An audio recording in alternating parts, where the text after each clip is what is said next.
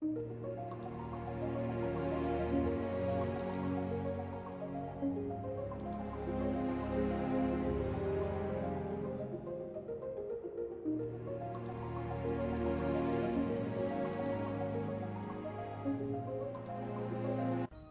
位玩家，大家好，我是 Sterica 的制作人火星人。那今天很高兴能够为大家带来这个游戏中的进一步的新的消息。那不知道最近这个夏日活动大家玩得开不开心啊？那过了这个夏日活动之后呢，我们就要进入第3季的主线章节了。那我今天就是为大家带来这些第3季的主线章节以及 Sterica 下半年的更新情报。关于第3季的剧情呢，就如同我们在前一次的影片，就是2周年的影片的时候提到的，就是东方联邦有虫族，然后有风水雾3个东方联邦的部族。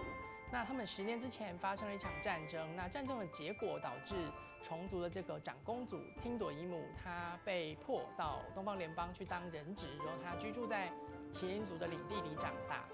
那前3章的剧情呢，就是环绕着这位公主汀朵伊姆展开。她偶然的得到一个机会回到虫族的领地去，却因为这个事件所引发的一系列新的纷争，在虫族以及东方联邦的3个部族之间引发了新的纷争。那第4章以后的剧情呢，就是跟已经在第1季跟第2季出现过的许多角色有关。那有很多角色因为各自不同的理由，所以他们来到东方联邦。比方说，庞跟米兰达因为过去的姻缘，所以他们来到东方联邦。然后艾斯跟贾生呢，他们分别是因为第2季结尾的那个信件爆炸的那个事件，他们被太阳王国以及沙漠王国派来东方联邦作为使节，调查那个爆炸事件的发生原因。那以及蒂卡跟艾利欧，这个大家还记得，他们在第2季的结尾的时候，他们跟梨花一起去东方联邦研究这个东方联邦的气脉之术，以及跟太阳王国的符文魔法之间的共通之处。所以，前2届各式各样的角色呢，他们都会因为不同的原因来到东方联邦，所以在第3季的后半来出场。那第3季呢，目前预计会有12只可以复魂的角色，包含已经在第2季出场的艾斯跟梨花。然后第3季的主线呢，因为角色之间的恩怨冲突比起前2季来说更加的浓烈，所以它是一个比较沉重一点的故事。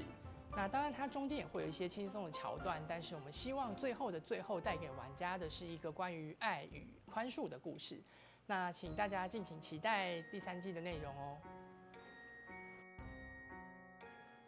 下半年呢，除了这个第3季主线的更新以及主线剧情的推进之外呢，我们还准备了4个节庆活动，分别是七夕、中秋、万圣以及圣诞。那中秋会是复刻去年的活动，那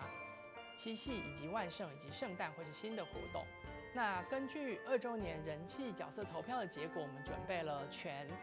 席欧、还有琼安还有洛的角色造型书，分别会放在适合的节庆之中推出。那请玩家期待吧。接下来为大家带来一些比较属于系统面的更动。那首先呢，就是这个游戏中目前存在着很多角色的共鸣素材。那它是分地区的嘛，就是有什么草原石碑啊，然后这个干枯种子啊，这些就是各式各样的共鸣素材。但它现在因为有分2个阶级，所以它感觉现在已经有14个共鸣素材了。那因为这样子有点多，所以我们决定在第3季的时候削减这些的数量，所以我们会把所有的共鸣素材都并到高阶的那一个，就是说这些低阶的素材，这些干枯种子啊，然后什么黄铜罗盘啊，这些比较低阶的素材就会从游戏中移除。那我们也会相应的去调整所需要用到这些素材的地方，把它调整成原本比较高阶的那个素材。那第3季除了刚才讲到我们会移除前2季的低阶素材之外，也会增加3个新的第3季专用的共鸣素材。那分别是叫做天籁宝铎、侦破磁壶以及雾纹面铠，就是一个比较东方风格的取名方式。那除了刚才提到的角色共鸣素材改动之外呢，我们也打算把这个角色共鸣突破的数值以及素材需求做一些些微的调整，让它比较再平滑一点。就是说，角色的共鸣素材需求在前期会稍微高一点，在后期会稍微低一点，让总素材的需求是不变的。那强度也是让前期提升的强度稍微多一点，那后期提升的强度稍微低一点，但是总体来讲，它升到最满级的时候的强度是不变的。那在技能组强化的部分呢，我们预计在第3季加入新的系统，让玩家能够在共鸣突破达到+5以及共鸣突破达到+10的时候，去强化这个角色的技能组，有一点像是这个从共鸣2阶到3阶的时候带来技能组的强度的改变那样子，就是技能组会改变数值啊，或是增加一些原本没有的效果。那当然它的强度改变可能不像从2阶到3阶那么剧烈，但它基本上还是会是让技能组整体得到强化的方向。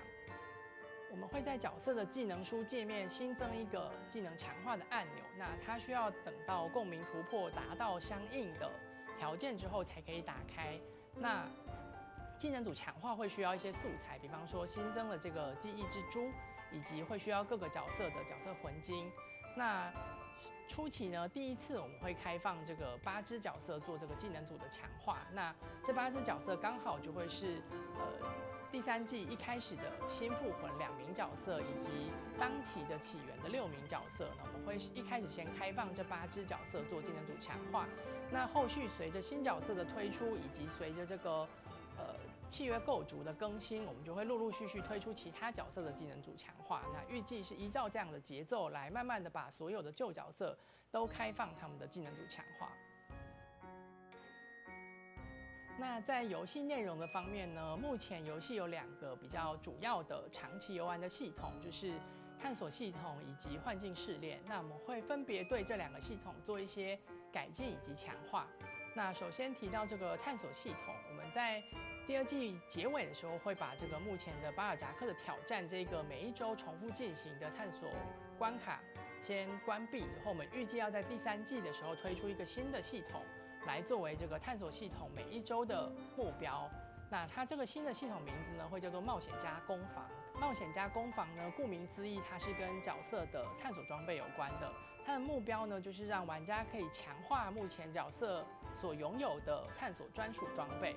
那为了让这些新的玩家、新接触探索关卡的玩家可以更容易上手，这些关卡除了会掉落这个探索装备的强化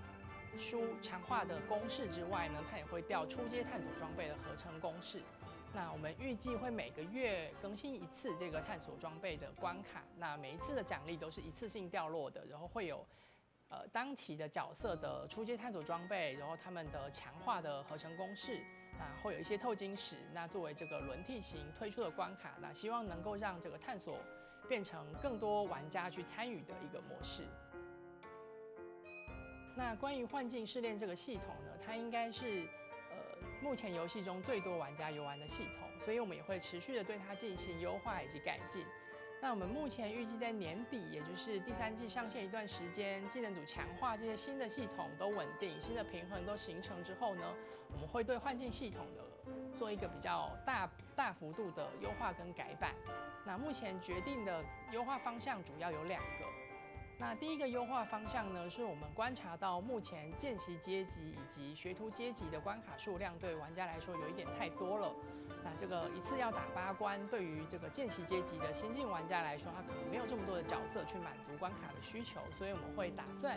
让见习以及学徒阶级的关卡数量有所调整，那就不会是8关，它目前预计可能会是4关跟7关这样子。那另外一点呢，是目前这个幻境每一周虽然有8关，但是这8关的分数分布其实不太平均。那有一些关卡它可能是300分，有一些关卡是1500分。那长期下来，我们觉得这个分数的差距其实带来不少的问题。比方说，有一些关卡因为300分，可能玩家就不会去玩它。所以我们预计新的改变会让在规则以及内容上面做出改变，让这些关卡整体来说更加的在总分的重要性上更加的一致，就是不会有关卡特别重要，然后有些关卡特别不重要这样子。那最后呢，我们将在第2季结尾以及第3季开头的时候新增一个现实复魂，它叫做万象森罗复魂。那从它的名字，大家可能可以联想到，它就是一个万象复魂的强化版。它能够在以3倍的几率获得这个万象复魂中那些2阶共鸣的角色。那我们推出这个复魂是希望能够在让第3季才加入的玩家能够更快的追上大家的进度，给新进玩家一个比较好的游戏体验。那因为是限时复魂，所以它是使用这个时光书签，而不是使用万象书签。那如果有兴趣参与这个复魂的玩家，可以从现在就赶快开始累积资源哦。那我今天的介绍影片就先到这边告一段落。那接下来的2周呢，我们会由其他的开发组同仁为各位带来关于 Storica 第3季的美术啊、音乐啊，比方说这个美术概念、音乐设计的风格啊，以及这个第3季我们打算要释出的宣传影片的更多设计细节。那也请大家期待接下来的2周影片哦。